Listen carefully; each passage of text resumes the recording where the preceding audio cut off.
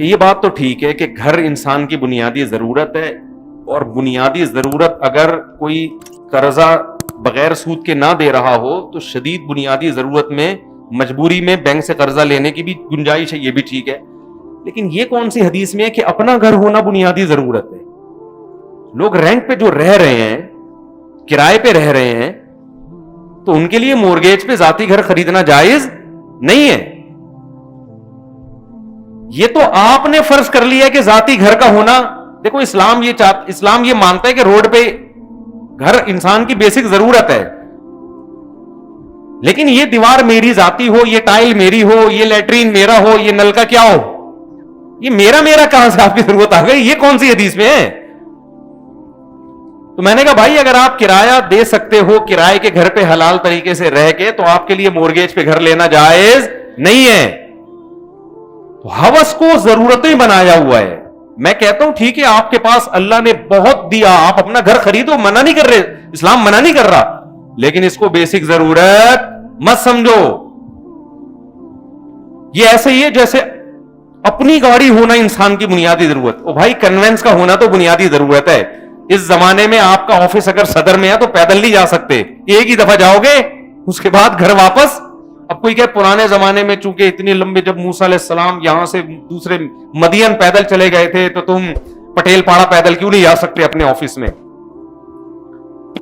لوگ بول سکتے ہیں نا بھائی، ہم ان کو یہ کہیں گے وہ ایک دفعہ جائے گا اور ایک دفعہ آئے گا، اگلے دن جانے کے قابل نہیں. ہونا تو بیسک ضرورت ہے، لیکن یہ ضرورت W11 سے پوری ہو جاتی.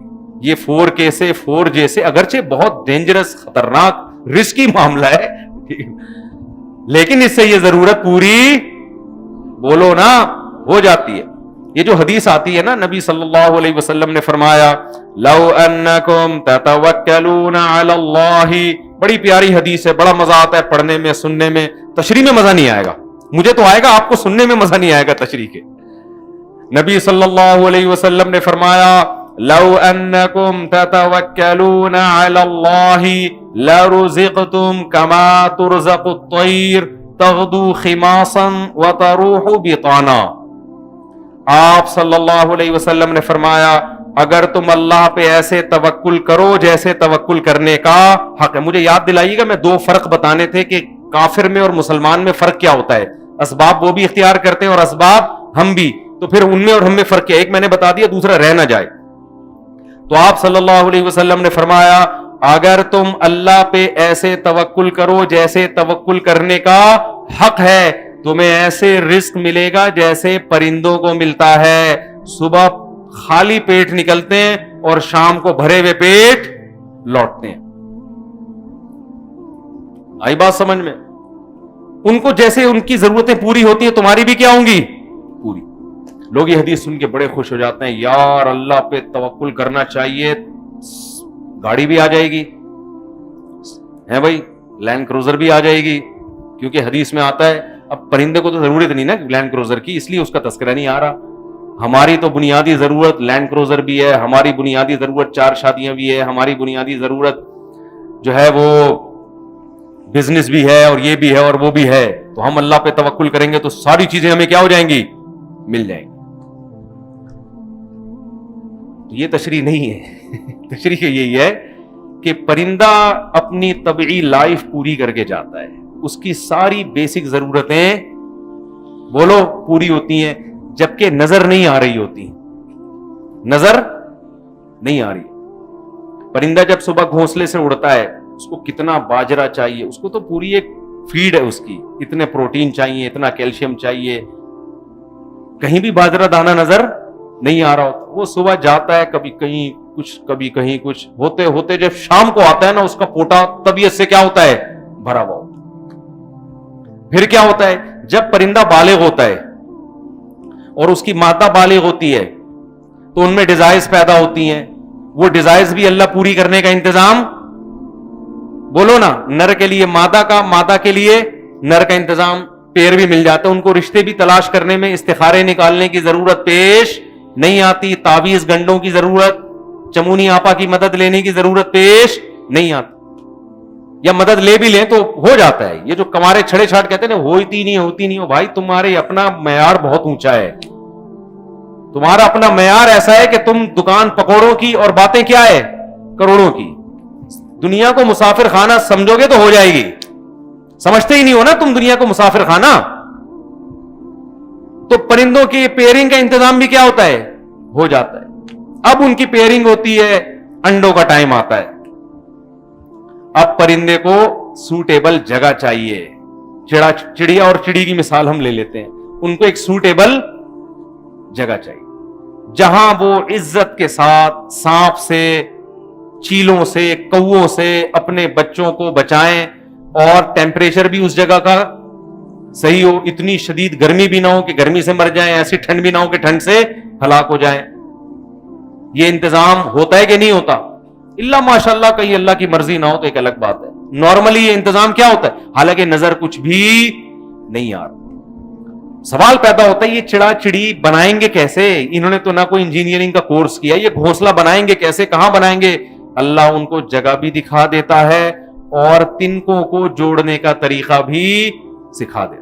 وہ طریقہ سکھاتا ہے جو ان کے بچوں کے لیے سب سے زیادہ سوٹیبل ہو, اس سے زیادہ سوٹیبل ہو نہیں سکتا, ایسا طریقہ سکھا دیتا ہے ان کو. اب کیا ہوتا ہے, یہ انڈے دیتے ہیں, اس پہ بیٹھتے ہیں. اب ان کی ذمہ داری بڑھ گئی. پہلے ان کو ایک بندے کا خوراک چاہیے تھی, اب ان کو بچوں کے لیے بھی دانا چاہیے کہ نہیں چاہیے؟ اب چڑوں کے جو فیملی پلاننگ والے ہیں چڑوں کے, وہ آ کے ان کو سمجھاتے کہ تم سارا دن دانا پانی لے کے اس غربت مہنگائی کے دور میں, جب ڈالر 200 روپے جا چکا ہے, تم اس غربت مہنگائی کے دور میں کس ٹینشن سے تم نے اپنا پیٹ بھرا ہے. اب تم ان 12 انڈوں سے 12 چوزے نکال کے ان کا پیٹ بھرو گے, تمہارا دماغ خراب ہے. اور ان کو صرف پیٹ نہیں بھرنا, کل ان کی بھی شادی ہوگی, ان کو بھی ایسا مکان چاہیے ہوگا. اتنے درخت کہاں ہیں مارکیٹ میں, چیل کوے دیکھو کھانے والے کتنے گھوم رہے ہیں. لیکن چڑا چڑی پر اس تحریک کا کوئی اثر بولو نا نہیں. وہ فطرت کے اصولوں پہ چل رہے ہیں کہ یہ نظام خدا کا بنایا ہوا ہے, اس میں ہمیں ٹانگ اڑانے کی بالکل بھی ضرورت نہیں ہے. جس نے ہمارے باپ دادوں کو کھلایا, ہمارے بچوں کو بھی وہ کھلائے. اور پھر ان کے بچے ہوتے ہیں. اب بچے ہونے کے بعد ذمہ داری ڈبل ہو گئی اور کام کرنے کا ٹائم ان کے پاس شارٹ ہو گیا. پہلے کلے تھے, اکیلے, ایک پیٹ تھا اور 12 گھنٹے تھے ان کے پاس کمانے کے لیے نا, صبح سے لے کے شام تک. اب بچے زیادہ ہو گئے اور کمانے کے لیے ٹائم کیا ہے کم, کیونکہ ان کی کیئر بھی کرنی ہے, بلی نے کھا جائے, یہ نہ ہو جائے وہ ہو جائے. میں حدیث کی تشریح کر رہا ہوں آپ کے سامنے, آپ سمجھ رہے میں چڑا اور چڑی پہ کوئی پروگرام پیش کر رہا ہوں آپ کے سامنے. لوگ کہتے ہیں نا قرآن حدیث سے مفتی صاحب بیان کے دوران بہت ہٹ جاتے ہیں. ہٹتا نہیں ہوں بھائی, اس حدیث کو تشریح کرنے کے لیے مثالیں دے رہا ہوتا ہوں.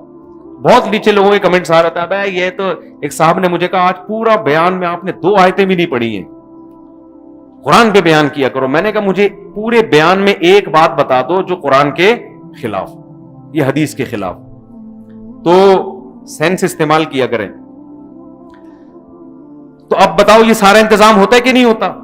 پھر وہ بچے بڑے ہوتے ہیں, ان کی شادیاں, پورا صدیوں سے سیٹ اپ چلتا ہوا آ رہا ہے. کوئی ناگہانی آفت آ جائے یا اللہ ہی ان کی نسل کو کنٹرول کرنے کے لیے ان کے اوپر چوہے چھپکلیاں مسلط کر دے تو الگ بات ہے, نارملی ایسا نہیں ہوتا. تو حدیث کا مطلب بھی یہ ہے کہ تمہاری جو بیسک ضرورتیں ہیں, اللہ پہ اعتماد اور توکل کرو گے تو وہ ضرورتیں کیا ہوں گی بولو پوری ہو جائیں گی. تو ہماری بیسک ضرورت بھی میرے بھائی یہی ہے کہ جب رات کو سونے کے لیے بستر پہ جائیں تو پیٹ بولو نا بھرا ہوا ہو, سمجھتے ہو, اور گھر ایسا سوٹیبل ہو جس میں دھوپ گرمی سے بچنے کا انتظام اور سر چھپانے کی جگہ ہو, چاہے اپنے پیسوں سے ہو, چاہے کسی بیوقوف نے 3 کروڑ کا گھر بنا کے آپ کو تھوڑے سے کرائے پر, میں تو مالک مکان کو بیوقوف کہتا ہوں,